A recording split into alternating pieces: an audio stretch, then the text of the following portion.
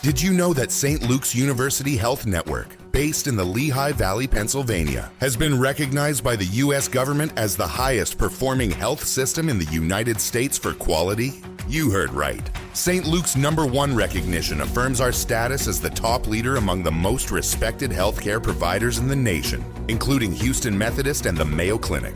To state it simply, if you want to receive the best care when you go to a hospital, come to St. Luke's. Listen, all you New Yorkers. Taxi. Okay, man, we're looking around. This is the 77 WABC minicast. Well, Sunday morning, the markets, up a lot, down a lot.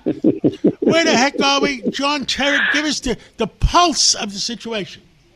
John, good morning. This has been one of the busiest weeks for a very, very long time. And on Friday, Reuters began reporting that SpaceX has chosen the NASDAQ in Times Square for its massive IPO. The story will be more about as the week goes on. But looking back to last week, I guess it has to be President Trump and President Xi in Beijing. Lots of nice words exchanged, but few deliverables. Now, deliverables are diplomatic speak for show me the evidence. Where's the contracts? There don't seem to be too many of those.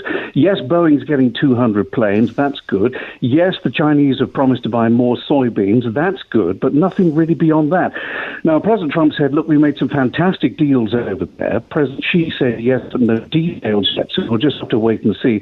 I guess the important thing is that the relationship between Washington and Beijing has improved somewhat in the course of the last handful of days. Last week, CPI, PPI coming in way hotter than expected. CPI up 3.8% in April, PPI at 6%. That's dangerous because we're going to have to pay those prices when that stuff actually comes to the stores and we buy it. On the other hand, retail sales were up 0.5% in April. That's the third consecutive in monthly terms, and it shows the consumer is still resilient, although there is some worry that they may be dipping into their savings to pay for stuff. There was a huge IPO last week, Cerebras from California, Cerebras. They are a maker of AI chips and data centers, and they want to be the next NVIDIA. They've got a long way to go, of course, but they might be one day.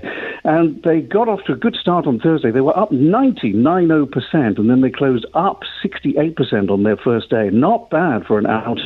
Well, on Friday, they were down around 5%. The big cryptocurrency story of the week, Senate banking has finally marked up the Clarity Act, so now they merge it with the Agricultural Committee version, and hopefully there'll be a vote on this in June or July. This is a framework for all cryptocurrency trading in America. It's very, very important.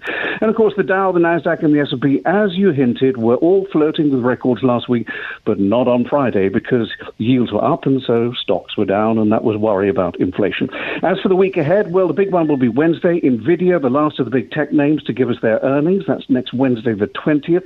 The first thing Jensen Huang has to worry about when he comes back from Beijing and goes to work again on Monday will be preparation of those figures. And, of course, Kevin Warsh is now the chairman of the central bank, the Federal Reserve.